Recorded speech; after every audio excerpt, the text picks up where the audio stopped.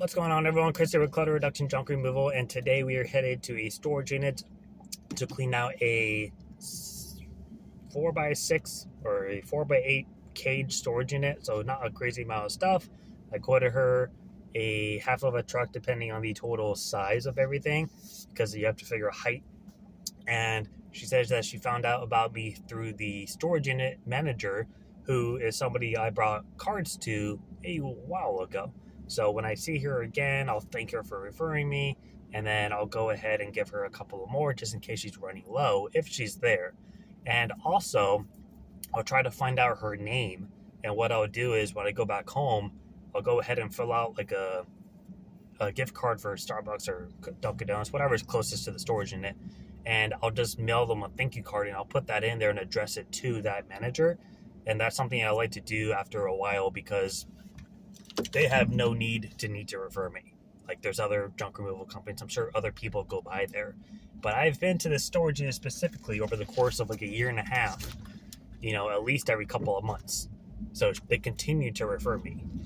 And the same thing goes for other storage units. Like once I have a manager who's personally referring me to people more than a couple of times, I'll usually send them some kind of gift card or you could drop off donuts or something. The only problem with dropping off donuts is I want the manager to be there when I do it, and they're not always there. So that's why I like doing the gift card personally. But of course, you can always drop off a dozen donuts and like one of those like little coffee jugs or something just to show your appreciation. I just think it helps kind of keep you in tune with everything and with them. So I will show you guys that job when we get there.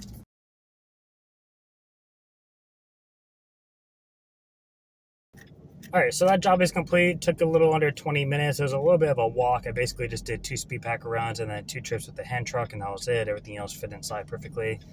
It was about a little less than half a truck worth of stuff, and the clients were semi in a rush to get out of there. So of course you got to amp up the speed a little bit.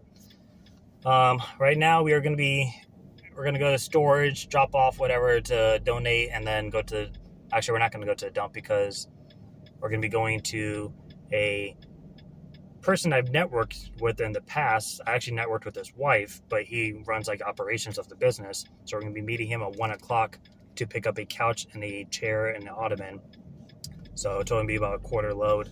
Now, I can't even take pictures in that house. I can't record. I can't even tell the person what I'm there doing, even though it's on my truck and it's going to be on the truck and trailer sitting outside the front yard.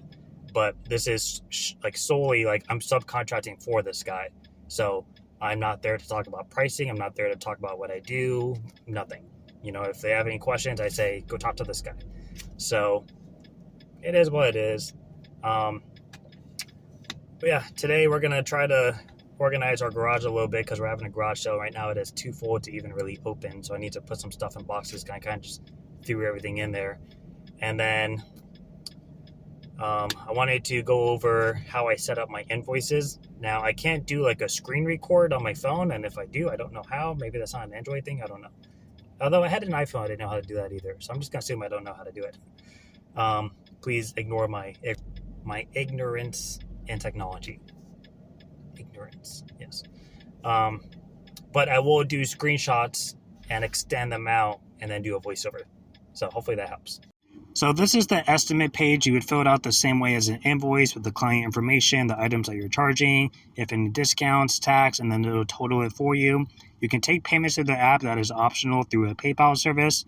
And then you can upload your photos for clarity, have the customer sign off on it, and then you can add in any notes that you would otherwise say for an estimate before signing over into the invoice itself. This is an example of a photo that you can upload for your estimate and your invoice as well. And essentially, let's say, for example, you're in a bedroom and you're taking a picture of the side of the wall where you had a dresser and a chest and a bed and some boxes stacked up in the corner. You could take a picture of that room. In the description, you can mark it as what bedroom it is, whether it's the main bedroom or guest bedroom. And then in the additional details, you can write down everything goes except for the pile of boxes in the corner.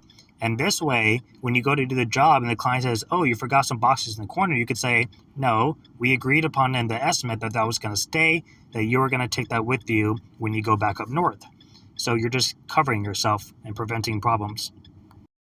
So on the app, you can add a bunch of different items. So for this, for example, I would have like my minimum pickup, quarter load, half load, 3/4 load, full load, extra labor, stair charge, whatever it is. You can write down the description, you add the cost, so it's already done for you.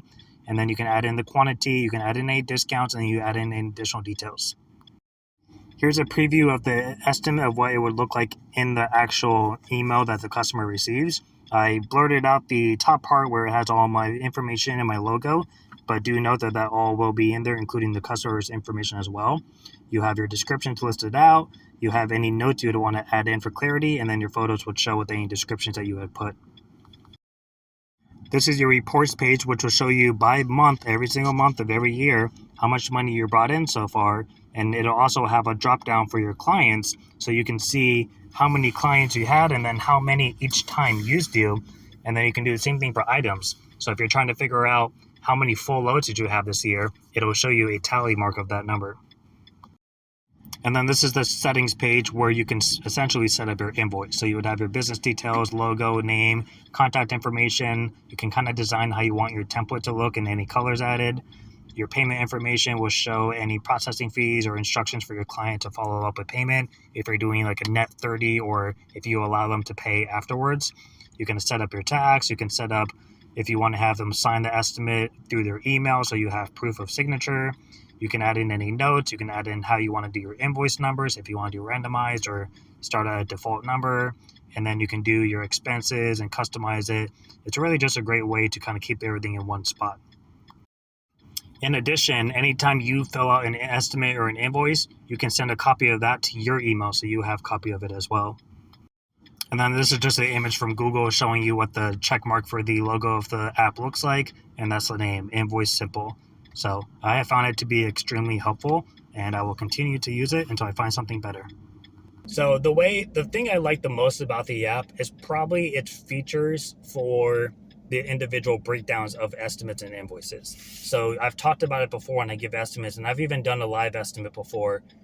And essentially what I'll do is as I'm walking through the house, I'll do a first walkthrough with the client and get their feedback on what's going, what's not, and ask questions. And then I'll go through myself and I'll take video footage, I'll take pictures. And when I come down to the pictures portion, I will take pictures of each room and include it in the estimate. Now, I'm not taking like 10 pictures per room because that's going to be a really long email, but I'm getting like the bulk of stuff. More importantly, I'm taking pictures of something that maybe isn't going mixed in the pile of stuff that is. So like I mentioned with that bedroom example, if I was going to an estimate and the bedroom was full of stuff, but they said, hey, this jewelry cabinet on the right side by the dresser, that's not going. Okay, I'm going to intentionally take a picture of the whole room, and then I'm going to include a second picture where I get that angle where it shows the jewelry cabinet, the dresser, and all this other stuff. And in the description, I will write, everything goes except the jewelry cabinet. And then in the details, I will further amplify that, and I will say, customer has requested that the jewelry case itself stays behind. So that would not going to be disposed of, and everything else will be taken out. So you could do that as well for any other case. You know, you're in the living room, they say just the couch goes, nothing else. Take a picture of the whole living room and say only the couch goes. Or if you take a picture of a room, they say everything goes. Write in the description, everything goes. And what you're doing is you're protecting yourself from the day of the job. So a lot of you probably haven't had issues before. I've had one issue so far, and I've had it every single day as a mover. It's a frustrating thing. But when somebody were to say, oh yeah, so this goes and that goes and this goes, this stays, you don't have to worry about this. Yeah, we'll take care of that. And then the day you get there, they say, oh no, everything goes. And you're like, okay, well, that's not what we estimated you for, so we're going to have to adjust the price. And like, what are you talking about? You were here.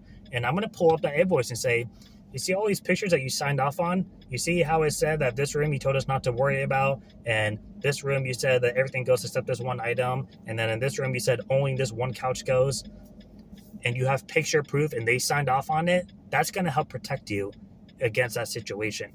So it's more of a protectant. And then you could also say, you could always do like before and after pictures as well, especially if clients are out of town or nobody's there, or if it's realtor. I talk about this all the time, especially when I go to senior living facilities or I do work for realtors. I will intentionally take pictures before and after and include them in the invoice. And I will mark down let's say I cleaned out a room, but I left behind a cabinet that they told me to. I will take a picture of that room before, I'll take a picture of the room after, showing the cabinet, and I'll put in the details, cabinet stays per request of realtor. And that when they get that email, they're going to see that and they're going to say, okay, good, he left the cabinet. And if anybody were to say, oh, I'm missing a cabinet, I'm going to say, no, you're not. It's right there in that photo when I left. So it's just, again, an extra layer of security. You can also take payments, but you have to set up through PayPal. I just had issues with PayPal in the past, so I don't do that. But that is obviously an option. Every time you make an invoice or an estimate, you get a copy sent to you, so you have a copy as well.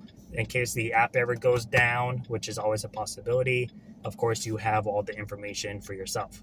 And then you can save that to your computer or laptop, whatever you use. So it's a very useful app. And we got a little bit off track, but when I give an estimate, I will essentially go room by room, and in my head, I'm taking pictures of the rooms and saving them in my phone. And in my notes, I'm writing down, okay, this bedroom's probably going to be half a truck. This bedroom's going to be a quarter truck. This bedroom's going to be 3/4 of a truck. The bedroom plus the closet is probably going to be 3/4 of a truck. And I'll write that all down on my phone. And I'll write down if I'm doing bagging fees and stuff, or if I'm going to have to use a little bit extra labor to sit here and take apart all this crap and whatever the case is. And then I'll go back and I'll total it all up.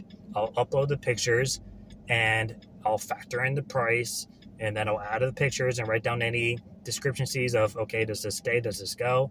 And then I'll send off the whole thing to the client. And that way, when they look at it, they say, oh, wow, okay, he has all the pictures of everything that goes and doesn't go. I've had people tell me that it was refreshing having those pictures in the estimate, especially for a realtor, because then they can forward that copy to the client who's out of state, and they can say, oh, okay, good. Not only was everything taken care of, but I have proof that the specific cabinet I wanted to stay stays, and not they didn't get it mixed up with anything else. So I really like this app. I've been using it since halfway in 2022 and haven't decided to go to anything else yet. The only thing I would like to do in the future is maybe open up the payment option, just so if I have somebody who maybe needs to pay later on, or a business, for example, they have that option. Because I have sent that email to someone as a paid, like it's not paid yet. By the way, you can mark that. You can mark if it's paid or unpaid. It'll just it'll zero out the balance. But I've sent an email to somebody saying, hey, this is your invoice. I'll be reaching out to you in an hour whenever you're ready to take payment over the phone. And then they'll try to pay it online, and I'll get a notification from that saying client tried to pay and it can't because it's not set up. So I'll have to call them and say, hey, you can't pay that online. You need to pay me. That's what we talked about. So that's the invoice I use, and that's how I do my estimates and my invoices. And I'll have them sign in. I'll send it off to them, and you can also request a review, and you can put a review link in there. So every time I send an invoice, when they open it up, there's a review link. I also text them a review link as well, in addition, because not everybody even opens their invoices. But yeah, I found it to be pretty nifty. So if you're looking for an invoice app, I recommend Invoice Simple. It's pretty easy to navigate, pretty straightforward. They have a subscription base where, I don't remember numbers. I know I pay, I think it's $20 a month, but I have like unlimited invoices. I think it's like $11.99 if you do like up to 200 or 250 invoices, which I wasn't touching in my first year or two, so it was fine. But now I do surpass that. So now I do the $19.99, I think it is, and it's like you get unlimited invoices, and there's other features you can use as well. You can track expenses like receipts and stuff. I don't use those because I have other means of tracking that stuff, but that is always an option. So hopefully that gives you guys an idea if you're looking into invoices, apps, and that's going to be it.